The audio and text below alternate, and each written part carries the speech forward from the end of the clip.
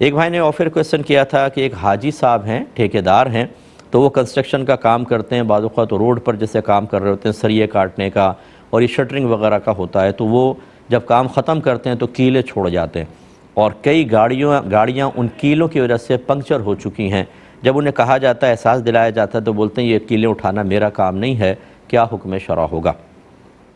دیکھیں وہ حاجی، اور خاص طور پہ انہوں نے حاجی کا لفظ شاید اس لیے لکھا کہ حاجی صاحب ہو کے ایسا کام کر رہے ہیں، تو دیکھیں حاجی ہوں یا غیر حاجی ہوں، بہرحال جس بھی کام سے مخلوق خدا کو تکلیف پہنچے، اگر یقینی طور پہ تکلیف پہنچے تو کم از کم مکروہ تحریمی ہے، حرام کے نزدیک ہے، اور اگر اس کا شائبہ اور گمان ہو تو کم از کم مکروہ تنزیہی تو ہے۔ اسی لیے فقہاء نے فرمایا کہ اگر کوئی فٹ پاتھ گھیر کر، روڈ گھیر کر اپنی چیزیں بیچ رہا ہے اور اس سے مخلوق خدا کو تکلیف ہو رہی ہے تو اس کو بیع مکروہ کہا ہے، یعنی گناہگار بھی ہوگا اور اس کو بیع کو نہیں کرنا چاہیے، اس میں کراہت ہوتی ہے۔ ہاں اگر روڈ تھوڑا سا لیا ہوا ہے لیکن لوگوں کو تکلیف نہیں ہو رہی تو چلیں گنجائش نکلے گی، ورنہ یہ جتنے بھی فٹ پاتھ گھیر کر بلکہ آگے جگہ بنا کر، اور بلکہ اس کے بعد پارکنگ بھی ہوتی ہے، جو ٹریفک چل رہا ہے اتنی سی جگہ میں اور اتنی بڑی جگہ کے اندر سب گھیرا ہوا ہے، تو یہ سارے کے سارے گناہگار ہو رہے ہوتے ہیں۔ بہرحال جو سنے گا وہ مجھے برا بھلا کہنا شروع کر دے گا اور کبھی بھی باز نہیں آئیں گے، کیونکہ ہم اور یہ ایک ہماری دلیل ہوتی ہے، سب کر رہے ہیں ہم بھی کریں تو کیا ہے، ٹھیک ہے، پھر سبھی جواب دیں گے میدان معاشر میں، آپ بھی نہیں بچیں گے، وہاں یہی کہہ دیجئے گا اللہ کی بارگاہ میں کہ اللہ تعالیٰ سب کر رہے تھے تو میں نے بھی کر لیا۔ تو بہرحال یہ حاجی صاحب جو ہیں ٹھیکیدار، یہ پھنسیں گے بالکل، کیونکہ یہ مخلوق خدا کے لیے باعث تکلیف بن رہے ہیں۔ ان کو واجب تھا کہ جب آپ وہاں سے سمیٹتے ہیں سب چیزیں تو وہاں بالکل صفائی کروائیں۔ یہ کوئی گورنمنٹ کا کام نہیں ہوتا کہ آپ کہیں پر بھی کر کے اور نکل جائیں، ویسے تو صفائی کروانا گورنمنٹ کا کام ہے، لیکن آپ کی اس طرح کی بیجا آلودگیوں کو ختم کرنا گورنمنٹ کا کام کوئی تھا، یہ تو آپ کا کام تھا، لہٰذا اس قسم کے ٹھیکیدار شدید گناہگار ہوں گے۔ آپ لڑیں نہیں، ان کو پیار محبت سے سمجھائیں، اور اگر وہ نہیں باز آتے تو اگر آپ کو اللہ نے توفیق دی ہے تو آپ تھوڑا سا صفائی وغیرہ کر دیں تاکہ چلو مخلوق خدا کو راحت مل جائے۔ نبی کریم صلی اللہ علیہ وسلم ارشاد فرماتے ہیں کہ ایک شخص کو صرف اس وجہ سے اللہ تعالیٰ نے جنت میں داخلہ عطا فرما دیا کہ اس نے روڈ پر ایک شاخ تھی جو کافی آگے تک آئی ہوئی تھی اور مخلوق خدا کو تکلیف ہوتی تھی، اس نے وہ شاخ کٹوا دی تھی، تو اللہ تعالیٰ نے اس کو جنت میں داخلہ عطا فرمایا، یعنی فیوچر میں اب وہ میدان محشر میں حساب کتاب کے بعد جنت میں جائے گا، تو یہ آپ کے لیے باعث نجات ہو سکتا ہے۔ ایک بھائی نے پوچھا تھا کہ بطخ اور خرگوش کا کھانا جائز ہے، اور کیا یہ نبی کریم صلی اللہ علیہ وسلم سے کھانا ثابت ہے؟ دونوں بالکل جائز ہیں۔ بطخ کا تو میرے ذہن میں کوئی ایسی روایت نہیں ہے جائز بالکل، اور جو شرعی اصول ہوتے ہیں جانوروں کی حلت والے اس کے اوپر یہ پورا اترتا ہے، اور خرگوش کا کھانا یہ نبی کریم صلی اللہ علیہ وسلم سے ثابت ہے، آپ کو بطور تحفہ بھی دیا گیا، بعض روایت میں کھانا بھی ثابت ہے، اس میں کوئی حرج نہیں ہے، آپ کھا سکتے ہیں۔ یہ کہتے ہیں کہ اگر سجدے سے اٹھتے ہوئے کسی کو گھٹنوں میں شدید پین ہو جاتا ہے اور درد کے باعث زبان سے ہائے اللہ نکل جائے تو نماز باقی رہتی ہے یا ٹوٹ جائے گی؟ دیکھیں فقہاء نے واضح طور پہ لکھا ہے کہ منہ سے غیر اختیاری طور پر نکلنے والے وہ الفاظ جو درد کی وجہ سے، غم کی وجہ سے، صدمے کی وجہ سے نکل جاتے ہیں، جیسے آہ، اوہ، ہائے، تو ان پر نماز فاسد نہیں ہوتی۔ تو اگر غیر اختیاری طور پہ ایک دم گھٹنے میں پین ہوا ہے اللہ نکل گیا تو اس سے نماز فاسد نہیں ہوگی، نماز کو جاری رکھا جائے۔ ایک بھائی نے پوچھا تھا کہ شادی کے بعد کون سے رشتے جو پہلے نامحرم تھے محرم ہو جاتے ہیں، اور کون سے ایسے تھے جو پہلے محرم تھے اب نامحرم ہو جاتے ہیں؟ تو بھائی محرم تو کبھی نامحرم نہیں ہوتے، ایسا تو کوئی ضابطہ قاعدہ میرے ذہن میں نہیں ہے۔ ہاں یہ ضرور ہے کہ شادی کے بعد بعض نامحرم محرم ہو جاتے ہیں، جیسے ایک عورت ہے وہ ایک شخص کے لیے اجنبیہ ہے تو وہ نامحرم ہے، لیکن اگر یہ اس کی بیٹی سے شادی کر لے تو یہ بن جائے گی ساس، اور جب ساس بن جائے گی تو ساس اور داماد آپس میں محرم ہوتے ہیں، بالکل وہ ماں کی طرح ہوتی ہے اب اس سے، اور یہ حرمت ابدیہ ہے، دائمی حرمت ہے، یعنی کیا مطلب اگر اس کی بیٹی کو فرض کر لیں طلاق دے دیں تب بھی ساس سے نکاح نہیں کر سکتے۔ اسی طریقے سے جو بہو ہے اس کے لیے سسر محرم ہو جاتا ہے، پہلے وہ اجنبی مرد تھا، چاہتی تو سسر سے شادی کر لیتی، چاہے بیٹے سے شادی کرتی، یعنی اس وقت تو سسر نہیں ہے نا،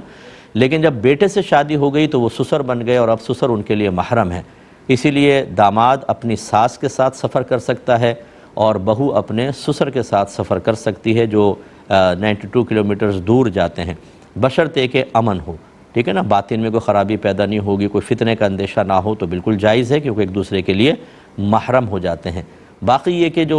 مطلب رشتے ہیں وہ اکثر نامحرم ہی رہتے ہیں. یہ رشتے خاص طور پر جیسے اب سالی ہے، مثال کے طور پر جب شوہر ایک شخص لڑکا کسی لڑکی سے نکاح کرتا ہے تو اس کی بہن سے یہ نکاح نہیں کر سکتا، عارضی طور پہ حرمت پیدا ہو جاتی ہے. وہ پہلے بھی نامحرم تھی، مزید حرمت پیدا ہو گئی کیونکہ ایک ہی وقت میں دو بہنوں کو نکاح میں جمع کرنا منع ہوتا ہے. لیکن یہ حرمت ابدیہ نہیں ہوتی، یہ عارضی حرمت ہوتی ہے. یعنی جب تک یہ عورت آپ کے نکاح میں، اس کی بہن حرام ہے. اگر طلاق دے دی یا بہن کا انتقال ہو گیا، یعنی بیوی کا انتقال ہو گیا، تو اس کی بہن پھر نامحرم ہے، اس سے نکاح ہو سکتا ہے. یہ اس بات کی علامت ہے کہ یہاں حرمت ابدی نہیں ہے، ہمیشہ کے لیے نہیں ہے. ایک بھائی نے کہا کہ یہ فرضی اور جھوٹے لوگوں کے بارے میں کیا شریعت کہتی ہے جو جھوٹی آرگنائزیشن وغیرہ بنا کر زکوٰۃ اور صدقات وصول کر کے کھا جاتے ہیں، ان کے لیے کیا حکم شرع ہوگا؟ دیکھیں، جو بھی آیات ایسی ہیں جن میں لوگوں کے ناحق مال کھانے پر نبی کریم صلی اللہ علیہ وسلم اللہ تعالیٰ نے جہنم کی وعید بیان فرمائی، اور نبی کریم صلی اللہ علیہ وسلم نے احادیث میں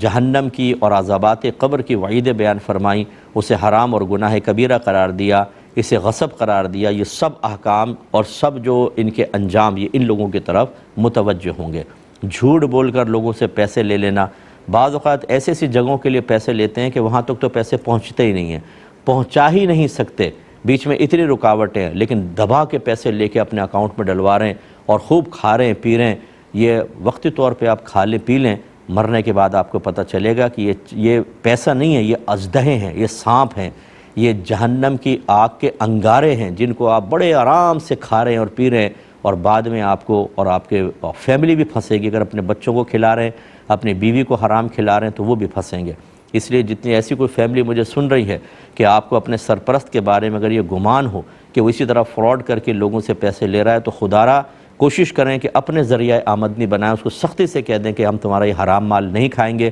لوگوں کی جیبیں خالی کر کے حرام مال لا کر تم ہمیں کھلا کر ہمیں بھی جہنم کا ایندھن بنانا چاہتے ہو، یہ ضرور کرنا ہوگا. اور اگر کوئی میرا بھائی ایسا سن رہا ہے، اللہ کرے کہ دل پر یہ بات لگے، تو یہ پیسہ آپ کو راس نہیں آئے گا. ایک تو حرام پیسہ کہیں نہ کہیں نکل جائے گا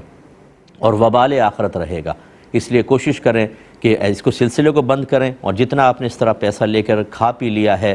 گمان کریں کتنا ہوگا، اتنا پیسہ اللہ کی راہ میں ان نامعلوم مالکان کی طرف سے صدقہ کریں، اور ڈرتے رہیں میدان محشر میں اللہ تعالیٰ انہیں بھی کھڑا کرے گا، آپ کو کھڑا کرے گا. اب اگر آپ نے توبہ کر لی تھی، جو مال لیا تھا غالب گمان کر کے صدقہ کر دیا تھا، تو اللہ کی رحمت سے امید ہے کہ اللہ ان کو آپ سے راضی کر دے گا. اور اگر آپ ہمیں الٹا گالیاں دینے لگے، ہمیں برا بھلا کہنے لگے کہ ارے بڑے مولوی کہتے رہتے ہیں، کوئی بات نہیں، آپ بھی ہوں گے میدان محشر میں، ہم بھی ہوں گے، دیکھ لیجئے گا.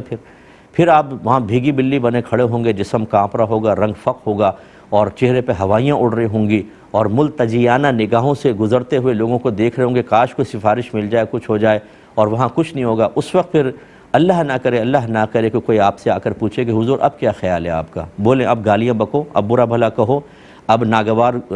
چہرے بناؤ، دل میں ناپسند کرو، کسی کے منہ پہ تماچا مار دو جو تمہیں ہدایت دیتا تھا، مارو جا کر اب ذرا. وہاں پر پھر آدمی کو احساس ہوگا عین الیقین کے بعد کہ میں نے بہت بڑی خطا کر دی تھی. کسی بھائی نے کہا کہ 40 سال کی عمر کا احترام کرو، کیونکہ اس عمر میں ہمیں محشر میں اللہ تعالیٰ کے سامنے کھڑا ہونا ہے. کیا حکم شرع ہے؟ جس نے یہ بات کہی بالکل غلط کہی. کہیں حدیث کے اندر نہیں آیا کہ جب لوگ مر کے اٹھیں گے تو سب کو 40 سال کا کر کے اللہ تعالیٰ کی بارگاہ میں کھڑا کیا جائے گا. اس طرح کی جو مستقبل کی باتیں ہیں یہ صرف نبی بتا سکتے ہیں، اور از خود نہیں، وہ بھی اللہ تبارک و تعالیٰ کی طرف سے وحی ہوتی ہے، پھر وہ ان چیزوں کو پبلک کو بتاتے ہیں. لہٰذا اس طرح کے معاملات پر کلام کرنا یہ گویا کہ غیبی امور پر از خود مطلع ہونے کے مترادف ہے. اس کے دعوے پر یہ مشتمل ہے کہ وہ کہہ رہا ہے کہ میں جانتا ہوں میدان محشر میں کیا ہوگا، حالانکہ آپ تو نبی نہیں ہیں. تو اس طرح کی خبریں دینا یہ حرام اور گناہ کبیرہ ہے. ہاں، جنت کے بارے میں ضرور اصحاب رسول کہتے ہیں کہ نبی کریم صلی اللہ علیہ وسلم نے ارشاد فرمایا کہ جنتیوں کی عمر 30 یا 33 سال ہوگی. ایک بات یاد رکھیے گا، جب حدیث میں یا کا لفظ بیچ میں آتا ہے وہ نبی کریم نے نہیں فرمایا ہوتا، وہ راوی کو شک ہوتا ہے کہ نبی کریم صلی اللہ علیہ وسلم نے 30 کا لفظ کہا تھا یا 33 کا لفظ کہا تھا. تو وہ اس وجہ سے کہ اگر 30 کا کہا اور میں 33 کہہ دوں تو نبی کریم کی طرف جھوٹ منسوب کرنا لازم آئے گا، یا سرکار نے 33 کہا میں 30 کہہ دوں تو یہی ہے. تو اس ڈر کی وجہ سے دونوں ذکر کر دیتے ہیں کیونکہ یا کا لفظ جو ہے یہ شک پیدا کرتا ہے. میں کہتا ہوں یا تو یہ ہوگا یا یہ ہوگا، اور نبی کی خبر میں کبھی شک و شبہ نہیں ہوتا کیونکہ وہ تو اللہ کی وحی سے بیان کر رہے ہوتے ہیں. اس کا مطلب ہے یہ صحابی کیا ہے، تو 30 سال ہوگی یا 33 سال. یہ تو جنت کے بارے میں تو یہ ہے، حدیث صحیح حدیثوں میں موجود ہے. آپ کے دادا دادی، نانا نانی، ماں باپ، آپ کے بیٹے پوتے نواسے سب کے سب 30 سال کے ہو کے جنت میں جا رہے ہوں گے. کیا دلکش منظر ہوگا. اللہ تعالیٰ مجھے بھی آپ کے قدموں کے صدقے میں اور اپنے حبیب کے صدقے آپ سب کو بھی اللہ تعالیٰ جنت میں یہ منظر دیکھنے کی توفیق عطا فرمائے.